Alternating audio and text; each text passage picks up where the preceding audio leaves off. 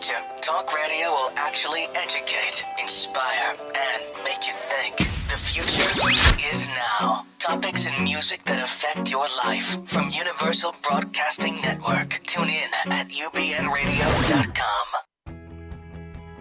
She's passionate about telling stories of amazing women who are rocking the world and empowering women to live, love, and thrive. Here's your host, Catherine Gray. Hi, and welcome to Live, Love, Thrive, Women's Empowerment Hour, brought to you by 360karma.com. I have two remarkable guests today, both that help empower women. Later in the show, we're going to be talking to therapist Lisa Tahir. She helps women overcome trauma and abuse, and she has a fantastic new foundation called Yes. So we're going to talk about that. But first, let's chat with our international speaker and spiritual life advisor, Jeffrey Van Dyke, who helps women launch their legacy. Welcome, Jeffrey. Thank you so much. Hi, it's good to be how here. are you? It's good to have you here. Thank you. It's very interesting how you, as a man, have chosen to help women. Basically, mostly very successful midlife women who are trying to tap into a more meaningful reason that they're here and how to manifest that into a legacy. Yes? Yeah, through business. Through business. Yeah. Right. I love that. I feel like there's so many people being in my midlife, what a shocker, that are around me that feel that way, like, well, what now? Yeah. You know, I've had a successful career. What am I going to do with the rest of my life to give it meaning and do what my life purpose is? And I know you're really good at helping people figure out what that is. Yeah. You know, it's funny when you say it's interesting being a man that I chose this market, and I would say the market chose me. Yeah, and we're going to talk about why you're such a good fit for it. Right. It was more just over time like, oh, wow, these are the people that are showing up in my world and that I'm somehow suited to serve. Right. And so, you know, sometimes the market chooses you and then you have to choose them back. Right, yeah. The universe kind of taps you on the shoulder and says, this is your assignment. Right, exactly. I want to go back to your youth, because that kind of is the path that kind of led you where you are today, as most people. Yep. And your youth, you, I know, had a tough time growing up in Michigan as a young gay man. Yep. Yeah. I think we have a picture of when you were 14. You were a cute little dude. Yeah. So my little middle school punk rock years. Yeah, you were a tough guy, huh? Yeah. Yeah, it's hard to imagine you like that, you know, being a tough guy. And yeah. No, I meant that in the nicest way. Right. Thank you. Yeah. You know, I grew up in a really religious community and a really religious household. We grew up as Calvinists, being good Dutch people in Holland, Michigan. But in about first grade or so, we started moving into Evangelical Christianity. And, you know, it was a lot about doom and gloom, a lot about, like, if you aren't saved, you're going to hell. Right. And so, as a kid, I've always thought, what kind of a God is that? You know, well, fabricated. I couldn't connect to it. You know, they're like, you need to take the Lord Jesus as your Savior, and I'm like, or else, right? And it was, you know, if you don't know for sure that if you leave church today and get hit by a car, you're going to heaven, you know, you need to get saved. Right. And I had the so hardest... fear-based instead of love-based. Yeah, absolutely. Yeah. Right. And I could never be assured of that in my own mind. Right. You know, you'll love this. So they talk about... So you knew you were gay, or you didn't know you were gay? So at that time, I didn't know I was gay. I realized I was gay the summer I turned 13. Okay. So that was sort of the formative years. Mm-hmm. And I think it really set me up because it was all this, you know, information about who you need to be and how you need to behave and what you need to believe in order to be saved, in order to go to heaven and all that stuff. So fast forward to when I moved, in about sixth grade, we moved out of that and kind of back into more quote unquote mainstream Christianity. and I went to a new school. And, the summer before I went to that new school was when I realized I was gay. Oh, my. It was at the beach in Holland, Michigan, on Lake Michigan with my big sister and her friends. And she's 3 years older, so they're all 16 and gorgeous and blonde. And you were not interested. Oh, my goodness. I didn't know I was interested until this one day. We're at the beach and we're laying out. We're on our blankets laying out, right? And her friends come up to say hello. And there's these gorgeous girls in bikinis. But I could not keep my eyes off their boyfriend's abs, right? That was like, whoa. And it was this, oh, crap. A light bulb. I'm looking at the wrong thing. Right. Or at the time you thought the wrong thing. That's what I thought. Now we know it's the right thing. Right, exactly. But, at the time, it came with all the fear of, oh, no, that definitely means I'm going to hell, right? So for years, I fought it. I didn't tell a soul till I was 21. Wow. That's a long time. So it was my secret for 9 years. The kids in my new school, because at the same time, I think I needed to express my difference without saying I'm gay, because this was the 80s in Michigan. Right. So instead, I became a punk rocker. Right? I shaved half my head. I wore all black. I got my combat boots. And all the kids in school, all the boys in school started calling me Fairy at this new school. Hey, Fairy. And... even though you were looking punk rock and everything, huh? They wouldn't do it to my face. I was 6'2" by the time I was 13. Wow. So I haven't actually me grown. too. Right. I actually haven't grown in height since then. And so they would call me names from maybe 30 feet away. Oh, my. Because they knew like I could pummel them if I wanted to. And I would always remember them. And 2-3 days later, if we passed in the hallway, I'd sock them in the gut, right, and keep walking. And about 2 and hours they didn't later, call you that anymore. No, they kept doing. I got 47 detentions that year. Oh my! Fortunately, the next year my family moved to Vienna, Austria. And it's a very different culture. And the kids I became friends with there were at the American school in Vienna. So they were diplomats' kids and very cultured and interesting. And that was great, More accepting or? I didn't tell anybody I was gay, but yeah. Right. They were... Nobody hassled you. No, God, no. Europe has a little different culture, more accepting, I think, yeah. even to this day. Yeah. Well, and diplomats' kids have experienced a lot of things, right. And it's because they move a lot. They're also adept at meeting new people and befriending them. So that's why you were there. My father was a engineer for GM, a senior electrical engineer, and he made fuel injectors. So they were building a new plant outside of Vienna for Opel, and so we moved there while he got the new plant off the ground. Oh. So, yeah. Wow, that must have been an interesting thing as a kid to get to amazing. live in another country and it was amazing. Another culture. And I was always a little old for my age, so my parents, they kind of understood that I could handle myself. Mm-hmm. And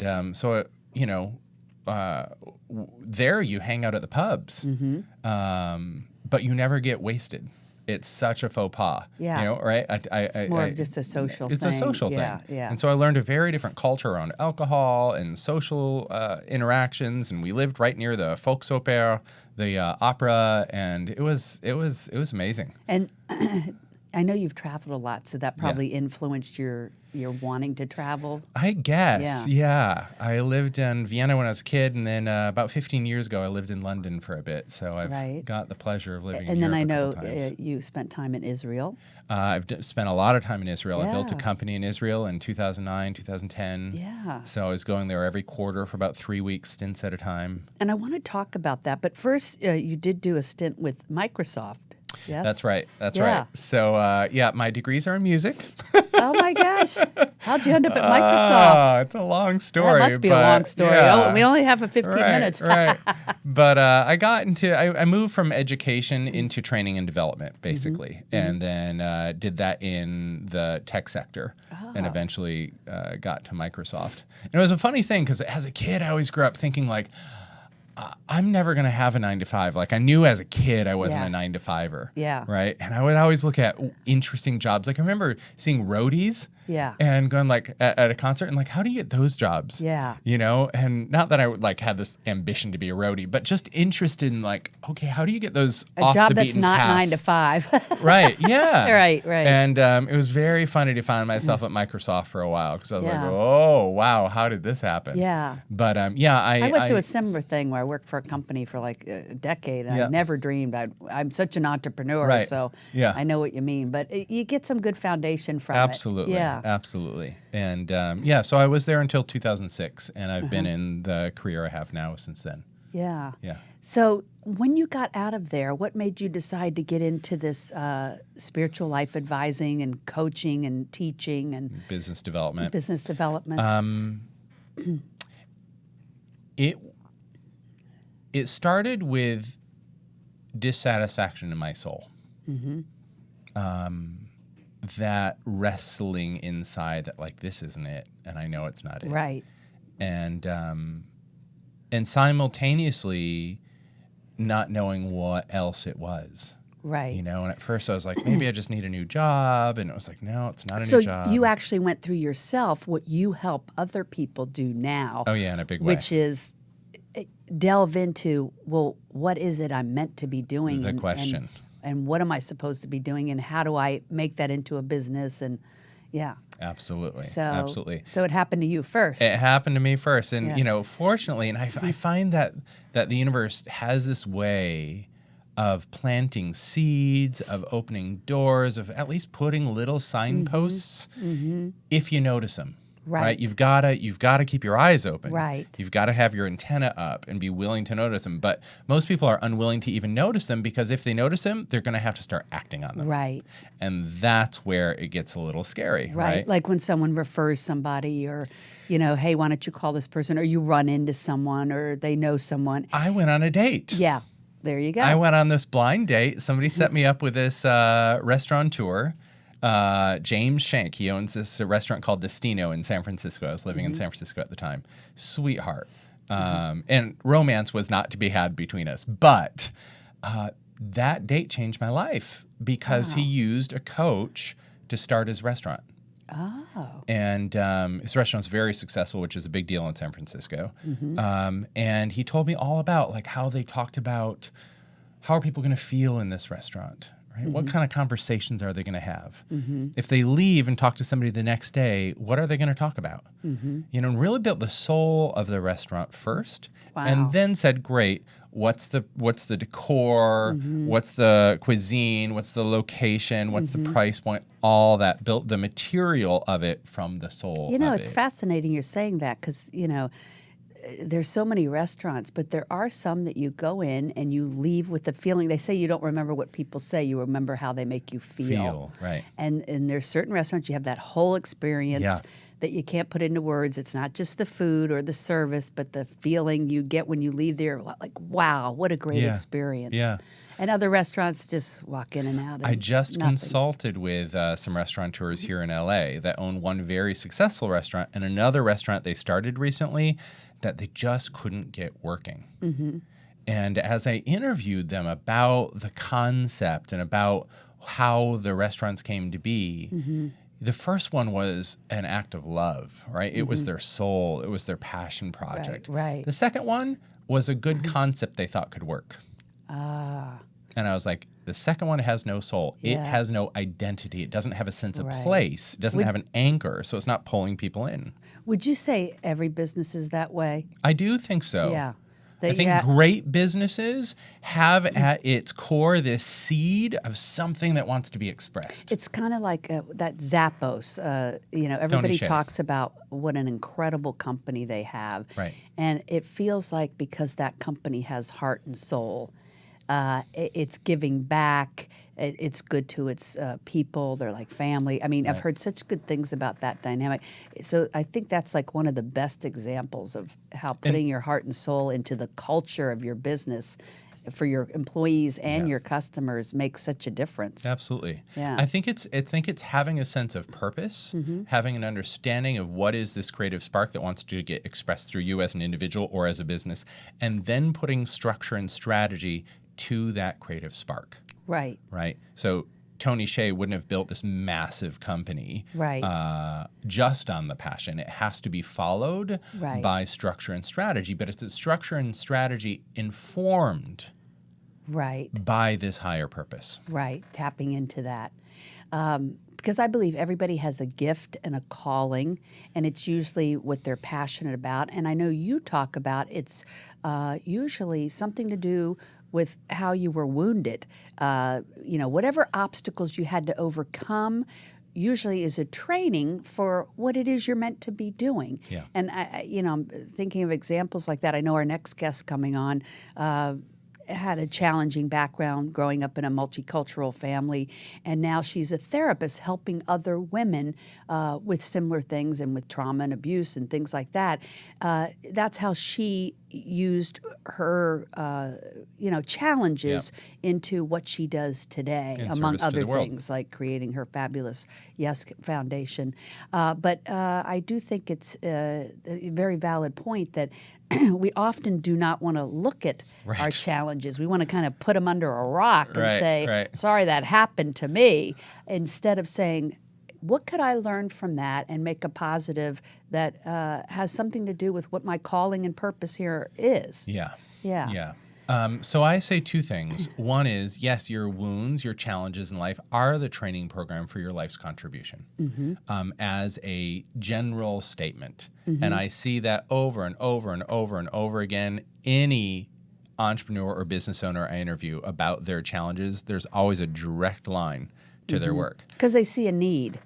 Because they went I through don't it even know themselves? if it's that logical all the time. Oh, okay. For example, I've been working more and more with people in the financial services industry, and a common core wound of people in the financial services is around worthlessness. And And what I meant by that is because of their worthlessness feeling, Right. they realize there's a need to help other people that had that same feeling they had. I don't think it's always that logical. Okay. I think in the first part of life, we react to our wounds. We go, Okay. no, I don't want to feel that worthlessness. Right. I'm going to go and create value. Right. Right? I'm going to build my own nest egg. Right. I'm going to show that I'm not worthless. This is all happening unconsciously. Right. Right. Yeah, they're not thinking of that no. consciously. Yeah. When we step into our calling, however, then we say, we look back and go, how does that inform what I'm meant to do in the world? How does that inform who I'm meant to serve? How does that inform what my expertise is? You know, one of the things I talk about sometimes, the analogy I like to use is like a Sherpa. Yeah. Right? If you hire a Sherpa to go into the Himalayas, you want the Sherpa that knows the Himalayas in and out, knows every little nook and cranny, knows like, ooh, the wind just changed slightly this way, so we got to stay at base camp or we're going to get in an avalanche. Right. Right? And you don't want the Sherpa that's like, I've been in the Himalayas once. Yeah. Or like, I know the Andes. How different Yeah. can mountain ranges be? Right. Right? No. You want that third generation in their bones. And Right. and so I think our the path we live and response to our wounds is like that. We traverse a certain landscape that we know in and out. And of course, wouldn't we do that in order to serve from that? Right? It seems silly to me that we would go, let me just divorce myself from that and try to move on. Right. On some level, it's like, I think we're sometimes missing the point that there's value and resource there. But we must move from, that happened to me to it happened for me. Happened for me, right. And so your example would mean that this person has become successful themselves, even though they had that challenge. And so once they become successful, I know you talk about people having a tribe, and in that tribe would be other people who have gone through the same thing you've gone through, and now you're able to help them because you're an Right. expert in that area Right. now. Yeah. The thing is, our wounds are mainly unconscious, so we can't market to them, right? Because really, the public facing thing I do for people is marketing. It's branding, it's messaging, it's go to market strategy, positioning. And so we can't market to any of that, right? It's like, do you feel worthless? Let me help you with your money. Right. No, Right. Right. So we've got to go, okay, if that's the wound underneath the surface in your tribe's life, what are the symptoms? Right? How is that showing up in how they relate to money and what they're looking for, say, in a financial advisor, if I'm working with an advisor. Right. And so I had somebody not long ago that was always second best, kind of. That was the wound. She had an older sister that was the valedictorian and, always outshined her. And she always felt kind of worthless and second best. Yeah. I said, great. So that feeling is going to be in the undercurrent of your tribe, and it's going to color how they relate to money. So then we explore what that might look like and who that might be. And so she really started to look, I pushed so hard to then become number one because I never wanted to be second best, like how I felt as a kid. And so she pushed and pushed, right? And became highly successful, has 2 advanced degrees, et cetera, right? Type A driver. It's like, okay, great. What about if you focus on type A driver women, because she's a woman in her 50s. Like herself, right? That secretly are scared that it's all going to get washed away. Right. I know there's a lot of people out there that feel that way. They say that's very common for successful people to have that fear. That feel of like, and really what it is inside is I'm going to feel that worthlessness again and I don't want to. So that's her calling, is to help those people that identify with her. And so then we can look and see, well. And I wanted to get to the fact that women, the reason that you say women have chosen you is being a gay man. Women often don't feel comfortable with a straight man or with a woman, and so there's some sort of comfort in working with a gay man because they're trying to resolve things with maybe men, but there's nothing, there's no agenda with a gay man, so it kind of gives them a comfort zone. So that's interesting that's how you we talked about that the other day. Being connected to women in their midlife that are looking to. Well, I think a couple things are true. I think one is in midlife period, we react to our wounds and we go out and we try to prove the thing that we actually don't want to feel wrong. Right. And that pushes us in the first half of life. And we build a lot of skill and a lot of ability in reaction to our wounds. Right. But then there's this point, and I say that all wounds have an expiration date. Yeah. Where those old wounds start to expire and you just can't keep pushing anymore. Right. And you're like, start to look around in your life and you're like, is this all there is? Right. What am I here for? Sometimes it's also accompanied by this tap on the shoulder, this deeper knowing there's more for me to deliver to this world. Right. Right. So something it's more meaningful. Something more meaningful. And to leave a legacy, which is how we started off the conversation. Where I'm supposed to take your legacy. All the things that I've developed over the years and package them in a higher service. Right. Right. Something that is bigger than me. Something to make a difference. That makes a difference. Yeah. Right. Well, I do want to say I am so happy to say that you're going to be at our conference on November 12th, and that you are also featured in our DVD series that's coming out called How Do You Find, Fund, Market, and Manifest Your Life's Purpose? Yeah. So I'm thrilled to have that going to be available online, but also at the conference, November 12th. And I'm so happy to know you and to have you be a part of 360 Karma Experts team. Yeah, I think it's going to be a really great time. And people can find you online at jeffreyvandyke.com. That's right. And you have workshops, and obviously people online can reach out to work with you and tap into that life's purpose and, just make it an incredible difference being here on the planet. And I think the work you're doing is amazing. Thank you. Thanks. Thanks for being here. I'm so glad I was able to. Okay. We'll be right back with Lisa Tahir. Do you want to have more passion and purpose in your day-to-day? Are you yearning to ignite your power within? Now, more than ever, the world needs women who dream big, inspire others, and are living their greater purpose. There's never been a better time to up your game and make your success happen now. Contact Danny Rukin for a complimentary consultation and find out more about how you can become more effective, energized, and empowered while making a difference in doing what you love. Go to www.dannyrukin.com. The Live, Love, Thrive radio show is produced by 360karma.com. Are you a 360 Karma woman? If so, spread the word. Be sure to follow us on social media at 360 Karma Women on Facebook, Twitter, and Instagram. Please like us and share us with family and friends. This is the year of the woman, and we are stronger together. The Live, Love, Thrive program is brought to you in part by Honda of downtown Los Angeles, supporting the equality and empowerment of women. Fans of the Live, Love, Thrive radio show, join us for our Live, Love, Thrive conference in Los Angeles on November 12th, 2016. This will be one of the most dynamic and interactive conferences in the country regarding equal pay and the shift of putting more women into positions of influence. Plus, incredible speakers, music, and life-changing tools to help you find your life purpose and create your legacy. Get your tickets now at www.livelovethriveconference.com. And we are back with Lisa Tahir. Hey, Catherine. How are you? I'm great. How are you? Good. I'm so happy to have you here. I am excited to talk about the Yes Foundation and tell everybody how that got started and what it's about. Very exciting.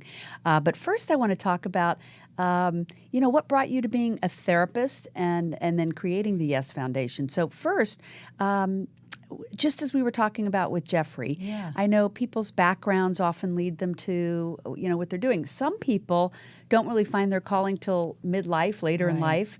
But you kind of started in something that was your calling, for your entire career, right? In being a therapist. Yes. Yeah. Well, I want to tell you thank you for having me on because I am most often in your seat interviewing people on my radio show or in the, therapist chair. So this is really different for me. Right. And just as I was reflecting on what to talk about, I realized that my whole upbringing has been about women's empowerment and the way that I grew up in a multicultural home, meaning specifically an American mother and a father from a village in Pakistan. Wow. And there's a cultural difference. Absolutely. Huh? And just they're coming together and, what was expected of me and what I learned in growing up in my family home. My father came from a village, no electricity, dirt poor. Right. And he walked a mile to study under the one electric bulb at the train station because he wanted to be a doctor in America. Oh, my gosh. And when he was a young man, there was a competition to send,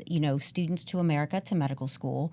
And he studied, took the exam. The next day it was published in the paper who was accepted, and he was not published. His father was a military person in the Pakistani army and beat him almost within inches of his life because he did not make the newspaper. Oh my gosh. And it turns out the next day he was published on the front page, the one and only one that got the scholarship to come to America. Wow, I have goosebumps. Wow. Yeah, I'm serious. And so I'm first generation. He came here, met my mother at Charity Hospital in New Orleans. Which, now I know where you get your brains from. Thank you. Thank you. Yeah. And they met, and my father began to bring his siblings over from Pakistan. So I grew up, and my mom did such a good job of making them feel at home, wearing the traditional clothing, learning to cook the food. And so there were some beautiful things that I got from that childhood. Right. Like I could pray to Mecca if I wanted with my family. Right. Or I could go to Episcopal church with my grandparents. Right. That was not forced upon me. Right. So you those had are these two different cultures. Absolutely. And, That really came together. And yet, what didn't work is the culture as I experienced it. Right. Is in my family was very oppressive towards women. We didn't have a voice. Children were seen and not heard. Right. There was violence used for discipline. So there's a lot of fear in my childhood. I felt so much fear. And those cultures still to this day, are not empowering of women. Right. So it's interesting, isn't it? that he went through so much to get to where he was. I'm sure to, create a good life for you all and everything. But it is sad that they didn't have the skills, or their culture just didn't teach respect of women and lifting women up, and so I can see that would be really challenging. And my father and I talk about and it's that good now. that you are able to put a focus on the positive Yes. part of it. Yeah. That's really healthy, obviously. Thank you. Yeah. It has been. And my father and I speak about that now, and he wishes he would have done those things differently. He just didn't know how Well, that's else to great. be. So he's come around and grown Absolutely. a lot. Yeah, very. That's awesome. Yeah. Yeah. So I learned, I kind of took those negative messages and used them against myself for a lot of years, and didn't perform well in school, didn't apply myself, turned to drugs and alcohol to cope with things. And then at 21, I decided to go to therapy. And I've had the most amazing therapist, Marilyn Dougal. We still consult today. I'm 45 in my practice and as I need. And she really helped me learn to believe in myself and unravel those core messages like you and Jeffrey were speaking about earlier. And it's so true that women in our culture, period, even without having the Pakistani culture in your household, it hasn't cultivated self-esteem in a lot of women. I'm not saying no households, but a lot of households don't cultivate self-esteem in women, and that is why they settle for being paid less, or they settle for not getting a job they deserve, and that's the purpose of the show, and talking to people that have overcome that, like yourself, and who are helping empower women, because we do have to create self-esteem and confidence in women in order for them to rise into positions of influence. Absolutely. That they deserve. And I think what you're talking about is how we can support each other. And Yes. and that women, how I've learned how important our relationships are with each other. For me, my personal relationships are most important. And when I think of women's empowerment, the component that really speaks to me now in my life is the social justice, the social change piece, which is what my nonprofit is about. Right. And I think that the way I grew up and having to sort through these challenges and then learn to believe in myself, and in turn just want to share and help others, that you don't have to have a perfect childhood to be a successful woman or a successful person, however you would define that. It's identifying what your passions are, how you want to help. I'm really about being of service. Right. And so being a therapist has really allowed me that vehicle to do such. And now you have launched the Yes Foundation, which I'm excited to tell people about. I want you to tell them what it's about, but I want you to tell the backstory of why you created it. I think that was fascinating, was your motivation. I appreciate about that. Your friend. Yeah. So prior to Katrina hitting and devastating New Orleans. Because we forgot to say that you do spend half your time in L.A. and half your Yes. time in New Orleans. Yes. Yeah. 2 weeks here, 2 weeks there. And before Katrina happened, my dearest friend, Beth Carter Drury, and her husband, Michael, three of us are very close. And he went to just trim a branch of a tree, like always. And when he trimmed that branch, another one was kind of jutted up behind it, knocked him off a ladder 20 feet onto the concrete, broke his back. Oh my and gosh. he has been paralyzed from the waist down. And then Katrina happened within the year, destroyed their business, their home. So I've really seen them reconstruct their lives. And you said he was a race car driver? He was a race car driver. Oh He raced snowmobiles. He set a speedboat record that's never been broken.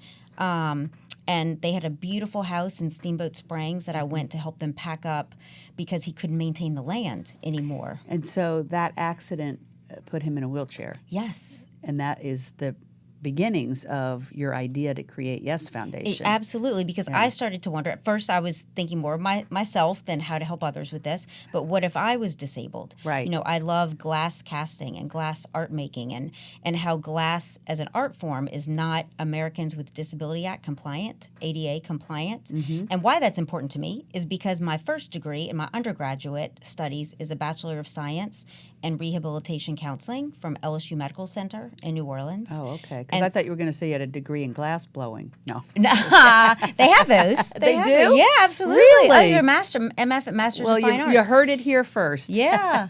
So my first Really? kind of career was helping people with disabilities, Right. stay in their current jobs, Yeah. people in wheelchairs. So I had a working knowledge when Michael had his accident, Wow. and knowing. So you were always big into the glass blowing. Yes.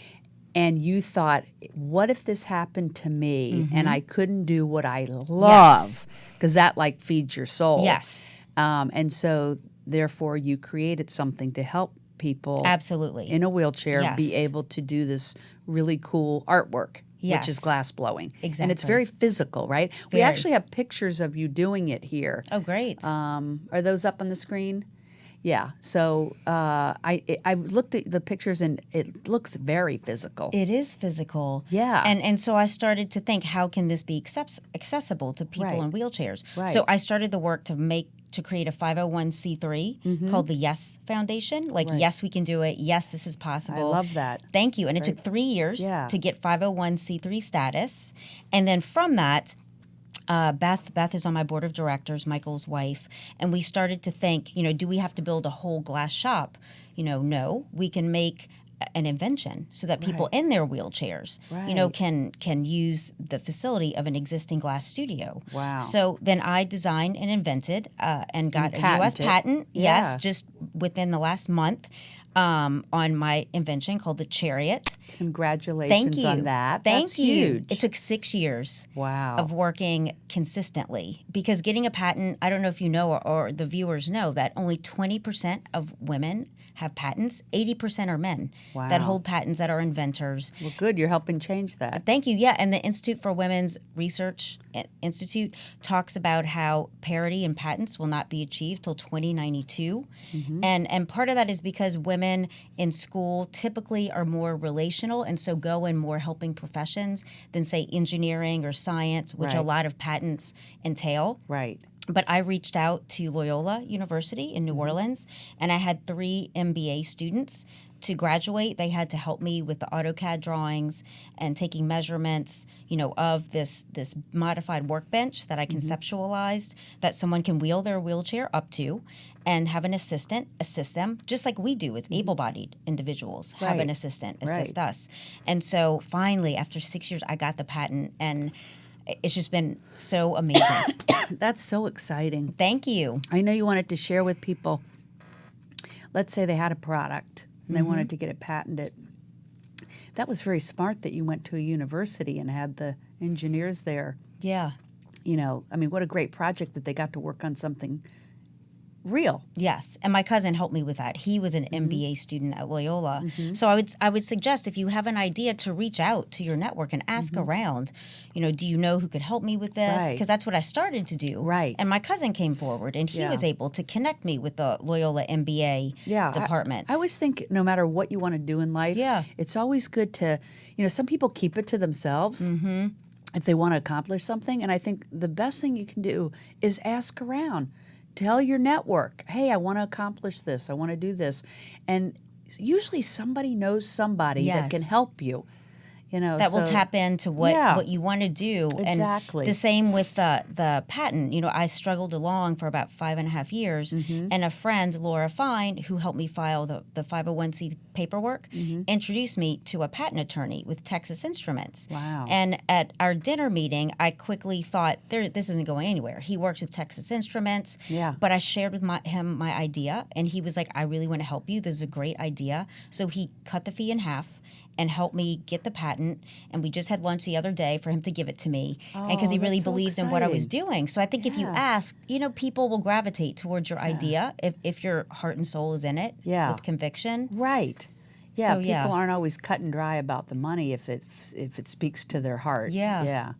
Well, that's great. So now people in wheelchairs can do the glass blowing because of this product that you've created. Since I just have the patent, Right. So it's all new. it's Yeah. brand new. Right. That my attorney, that I'd love to give a shout out to it, the Next IP Law Group in New Orleans. He works with people that want to develop patents all over the country. He's licensed to do that everywhere.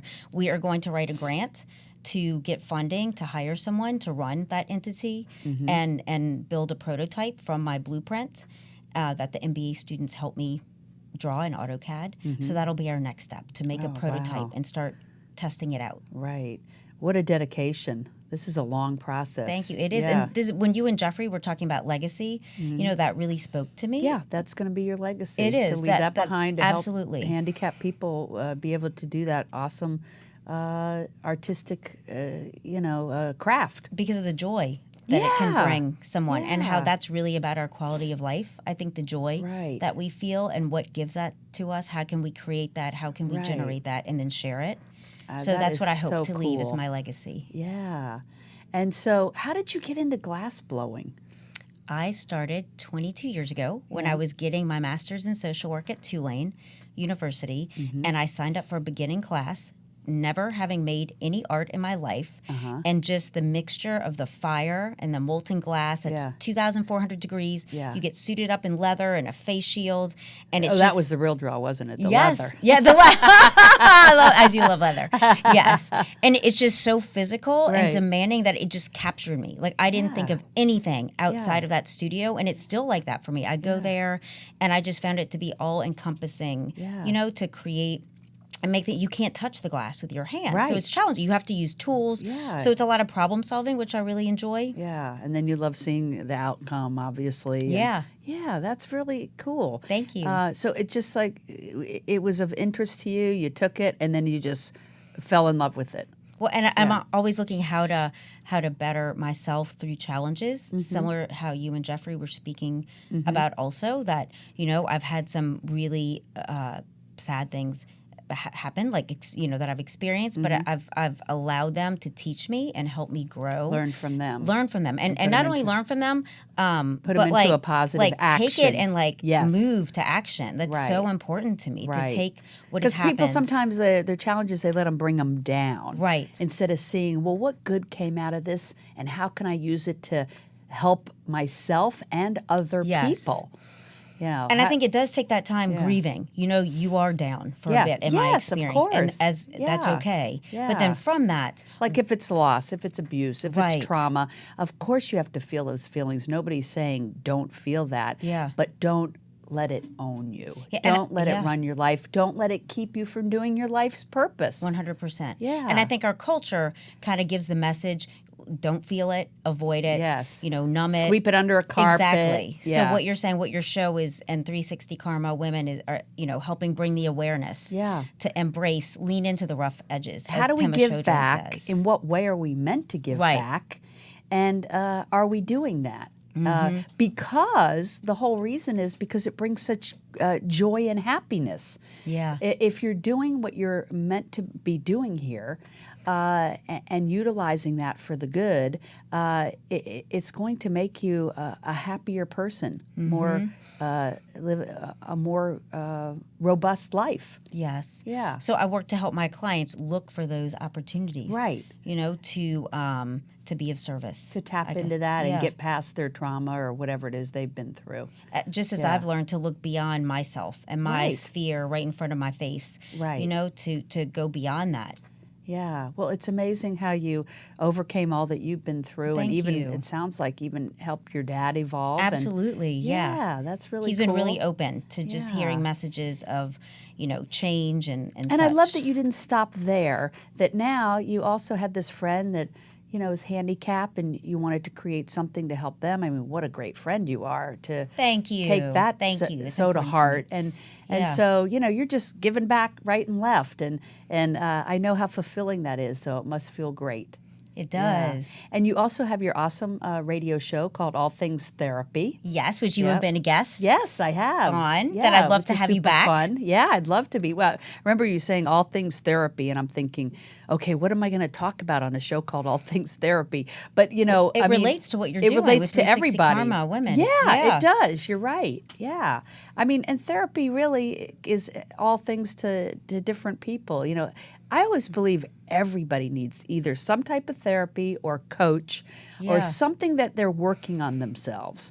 I think we can't do it on our own. I think we need other people's feedback and experiences, or like Jeffrey was saying about, finding your tribe of people who have maybe been through the same thing that Right. you've been through. This is why things like AA work so well for people. They're with their own people. They understand their own problem like nobody else does. And I think that's the cool thing about therapy, groups, any type of thing where people are helping people. Yes. It's about finding people that can identify with what they've been through and help them see it in a different way. Because perception is so interesting.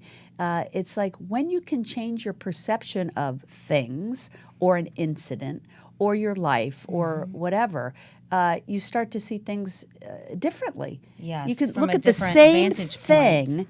and see it differently with a totally different perception.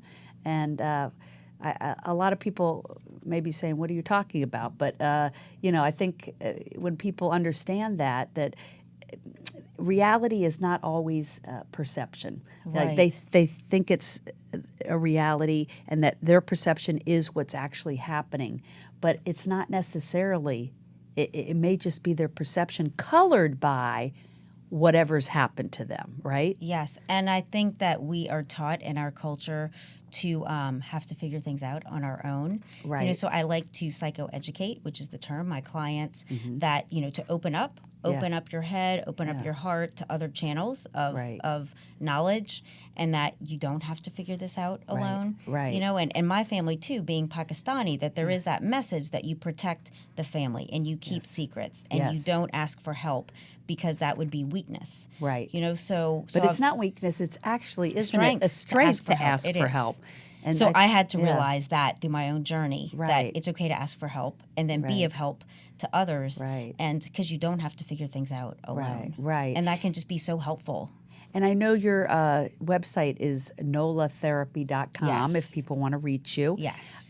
Does Yes Foundation have a website yet? Not yet. So right Okay, now I'm but it's using forthcoming. nolatherapy.com for everything. So that's NOLA therapy. It's on the screen, and it sounds like it's about New Orleans, LA. New Orleans, Los Angeles therapy.com. There you go. Yes. So that's easy to remember. Yeah. NOLA therapy, and then you're getting ready to do a book for next year. I am. The Excavation of Memory, correct? And what is that about? It's called The Excavation of Memory Through the Eyes of a Therapist, and it's about a lot of what we spoke of today, just how it's an inspirational self-help book, how your own experiences can help you push ahead and move forward to create the kind of life that you want. Exactly what we've been talking about today. 100%. Yeah. So that's what the book's about. Oh, that's Yeah. cool. I'm looking forward to that. Thank you. Yeah. And so what is it that you would like women to know as we wrap up Sure. today about how they can empower themselves? I think that we can empower ourselves by really tuning in to what's important to us, be that daily. I try to do that daily in the shower, before you go to bed, what it is that you'd like to, for me, just the words coming through my mind are how can I be of service and what's Right. important to you, given if you have a family, if you're married, certain responsibilities one may have, just really being honest with yourself. And also, I think it's very empowering at the beginning and end of the day, since you mentioned that, to think of what we're grateful for. Oh, yes. I think Catherine. that colors our whole way we look at life. Yeah. Because we can always put the focus on the dark side, but there's just something magical about starting your day and ending your day, thinking about what you're actually grateful for. Yes. Because we all have things to be grateful for. We can find them, and that really kind of sets the tone for the day and for your night's sleep. And I just think that the work you're doing is amazing. Certainly lots to be grateful for. Thank you. Yes, I'm very grateful. Radio show, book, Thank all the you. good you're doing, your Yes Foundation, your patent. Thank you. Just rock on, girl. You're just, trailblazing. Thank you, And- Catherine, as are you. Yeah, thank you. Yes. I'm so happy to have you on the show. I'm so happy to be on your And, show, and I uh, look forward to having you back on my show. Talk about your next endeavor. I'm ready. I'm Yes. ready. Okay. All right. So thank you so much for tuning in, and we will see you next week. Hugs and happiness. Do you want to have more passion and purpose in your day-to-day? Are you yearning to ignite your power within? Now, more than ever, the world needs women who dream big, inspire others, and are living their greater purpose. There's never been a better time to up your game and make your success happen now. Contact Danny Rukin for a complimentary consultation and find out more about how you can become more effective, energized, and empowered while making a difference in doing what you love. Go to www.dannyrukin.com. The Live, Love, Thrive program is brought to you in part by Honda of downtown Los Angeles, supporting the equality and empowerment of women. The Live, Love, Thrive radio show is produced by 360karma.com. Are you a 360 Karma woman? If so, spread the word. Be sure to follow us on social media at 360 Karma Women on Facebook, Twitter, and Instagram. Please like us and share us with family and friends. This is the year of the woman, and we are stronger together. Fans of the Live, Love, Thrive radio show, join us for our Live, Love, Thrive conference in Los Angeles on November 12th, 2016. This will be one of the most dynamic and interactive conferences in the country regarding equal pay and the shift of putting more women into positions of influence. Plus, incredible speakers, music, and life-changing tools to help you find your life purpose and create your legacy. Get your tickets now at www.livelovethriveconference.com.